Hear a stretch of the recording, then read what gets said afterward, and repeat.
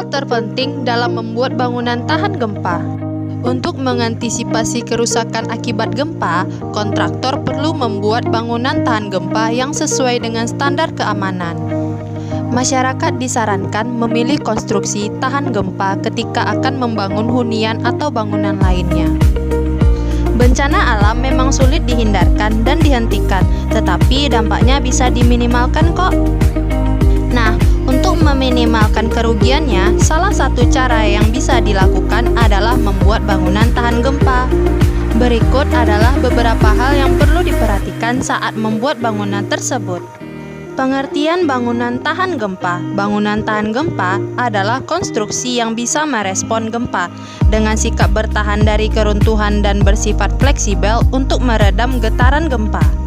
Selain itu, bangunan harus dirancang dan diperhitungkan secara analisis, baik kombinasi beban, penggunaan material, dan penempatan massa strukturnya.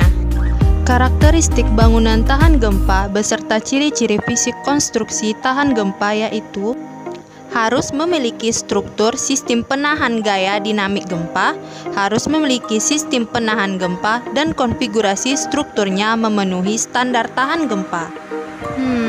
Prinsip dasar bangunan tahan gempa apa-apa saja sih? Saya akan menjawab pertanyaan dari kakak. Prinsip dasar bangunan tahan gempa itu, yang pertama, bobot bangunan harus ringan. Bahan bangunan yang dipilih harus memiliki beban yang ringan, khususnya untuk konstruksi atap sebagai penutup bangunan bagian atas. Pasalnya, bangunan dengan material yang lebih berat akan menimbulkan risiko runtuh yang lebih besar saat terjadi gempa bumi.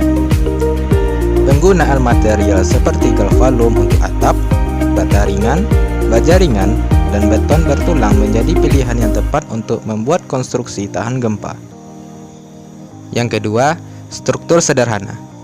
Struktur bangunan yang sederhana, kompatibel, dan simetris dipercaya bisa menahan beban yang lebih besar dibandingkan bangunan berstruktur kompleks.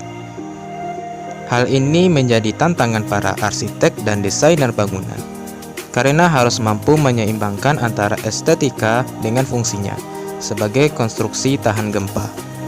Yang ketiga, tinggi bangunan tahan gempa. Baiknya, tinggi bangunan tidak melebihi 4 kali lebar bangunan. Denah bangunan juga sebaiknya sederhana dan berbentuk lingkaran atau segi empat. Yang keempat, dibangun dengan struktur beton bertulang. Struktur beton bertulang adalah struktur yang paling banyak digunakan untuk membuat konstruksi tahan gempa. Selain itu, beton bertulang merupakan struktur monolit yang dijual dengan harga lebih murah dibandingkan struktur baja dan komposit. Elemen-elemen tersebutlah yang membuat struktur ini mampu memikul beban konstruksi tahan gempa. Yang kelima, fondasi bangunan tahan gempa. Sebagai struktur paling bawah, fondasi merupakan struktur yang sangat penting untuk menyalurkan beban dari atas ke bawah. Dengan demikian, fondasi wajib dibuat di dalam tanah keras dan stabil dengan minimal kedalaman 60-75 cm. Apakah kakak sudah paham dengan penjelasan dari saya? Makasih Bang, saya sudah paham dengan penjelasan Abang barusan. Selanjutnya saya mau bertanya nih, material apa-apa aja sih yang penting pada saat membangun bangunan tahan gempa? Pertanyaan dari kakak ini, biar teman saya ya bantu jawab. Baiklah, saya akan menjawab pertanyaan kakak tadi tentang material penting pada bangunan tahan gempa. 1. Fondasi. Fondasi adalah bagian terpenting dari struktur konstruksi. Bagian konstruksi bangunan ini berada paling bawah dan berfungsi menyalurkan beban ke tanah. Dengan begitu, fondasi harus diletakkan ke tanah dengan keras. Kedalaman minimum untuk pembuatan fondasi sendiri adalah 60 hingga 80 cm. 2. Beton. Material ini sangat umum digunakan pada bangunan.